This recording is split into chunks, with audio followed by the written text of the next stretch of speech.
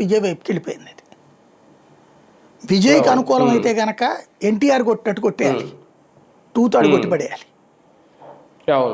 లేదా జగన్ కొట్టినట్టు కొట్టాలి. మొన్నటిసారి పాజిటివ్ ఓటుకి అంత ఇంప్రెషన్ ఉంటుంది.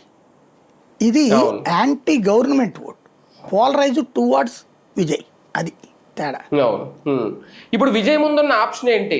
కాంగ్రెస్ తో జత కట్టాలా, వాళ్ళకి 5 స్థానాలు వచ్చినట్టే, ఇంకా కావాలి ఏదో కొన్ని, ఇంకా మిగిలిన వాళ్ళు ఇవన్నీ కలుపుకొని బీజేపీతో జత కట్టే అవకాశం ఏదైనా ఉందా? మేబీ వాళ్ళ నాన్న కానీ వీళ్ళ ఫీలింగ్స్ అయితే కాంగ్రెస్ వైపే ఉన్నారు.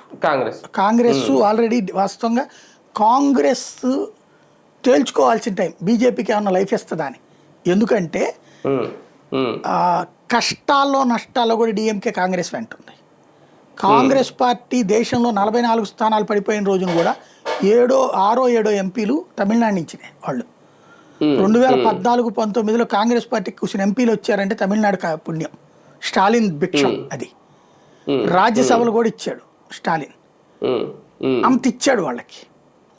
ఇప్పుడు 5 గెలిచింది అక్కడ. అది కూడా ఆయన 27 సీట్లు ఇస్తే 28 సీట్లు ఇస్తే 5 గెలిచారు వాళ్ళు. ఆ గెలిచినటువంటి 5 కూడా ఇటు వెళ్ళిపోవడానికి సిద్ధపడుతున్నారు, కాంగ్రెస్ని ధిక్కరించైనా సరే. కాంగ్రెస్ అధిష్టానం అవసరమైతే వాళ్ళని సస్పెండ్ అన్నా చేయాలి, కానీ వాళ్ళని పోనీయకుండా ఆపాలి.